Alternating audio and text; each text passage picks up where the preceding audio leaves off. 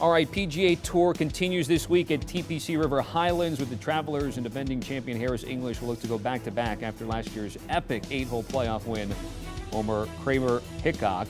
And to the surprise of no one, LIV Golf remains a topic of conversation on tour as more defections taking place in the sport. And when asked about some reported new measures that the PGA Tour are taking to combat the Saudi-backed league, English said, I think it can be for sure. One of the things out here on the PGA Tour, I mean, we have a lot of tournaments. I think the fall series has been tough. Guys have families that want to play a little less golf. However, they can manage to that the best of both worlds, having the top players and the guys who are fighting for their card. And there will be 5 of the world's top 10 teeing it up in Connecticut this week. All right, let's welcome in Kyle Porter, the First Cut Podcast. So, Kyle, there's a lot of talk on the PGA Tour, both behind the scenes and then, of course, projected here today with Jay Monahan here, all to combat the conversation around LIV Golf. So there's even talk about these added events, which is sort of LIV-esque. What's the latest on that landscape, and where do you sit on there at the moment? Yeah, there's a lot going on. It feels like the Travelers Championship is a little bit incidental at this point. It's happening, but sort of in the background. Yeah, the PGA Tour, there was a report in Golf Digest on Tuesday about how they're adding big money events. Now, some of those events might be already existing events that they're just going to infuse with more money. Some of those events might be brand new events that run concurrently to events where some of the lesser players are playing. We already have concurrent events right now. That's been how the WGCs have largely operated for the last 20 years.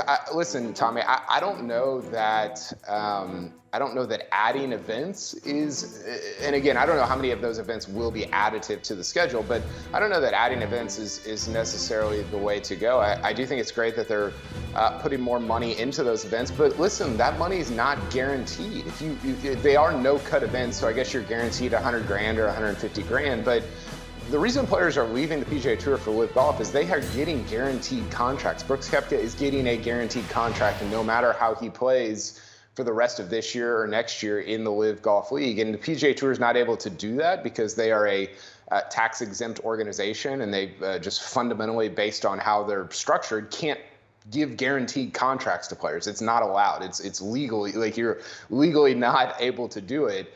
And I think that's going to be kind of at the heart of what is talked about going into the future is should golf, like other sports like the NBA and NFL and Major League Baseball, give out guaranteed contracts?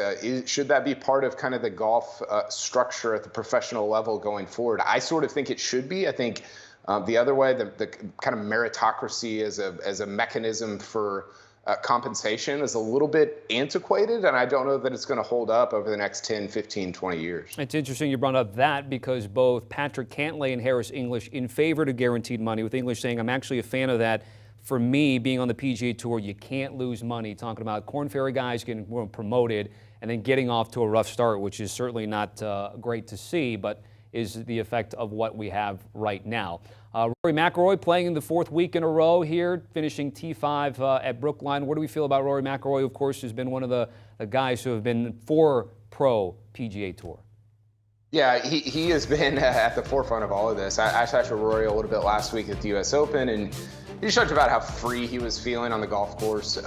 Just said that he hadn't had this much confidence even in a long time, even in 2019. I said, man, 2019 was a great year for you. And he said, yeah, even when I won the Players, when I won the Canadian Open, shot 61 in the final round there, even that summer didn't have as much freedom on the course as he has right now. So I expect another great week out of Rory. Obviously won the Canadian Open, T5 at the US Open last week, which was disappointing to him, but still, I heard you guys talking about Ohtani earlier. Like it's still, even though it's not maybe what we would want or expect from somebody like Rory, it's still really, really good. And I think that he's going to continue that great play this week at the Travelers Championship. You backing him with expert picks? Why don't you lay it for us here?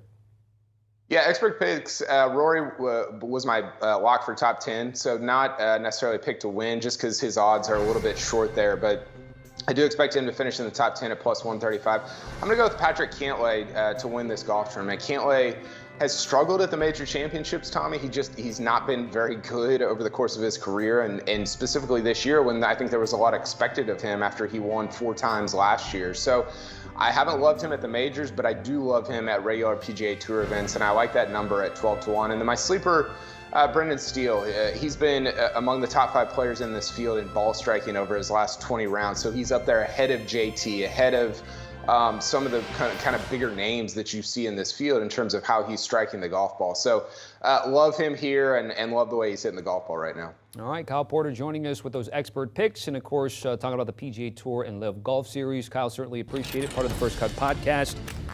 The U.S. Open turning into an all-time classic, of course. Will Zalatoris and Matt Fitzpatrick. Matt Fitzpatrick making the rounds as the latest.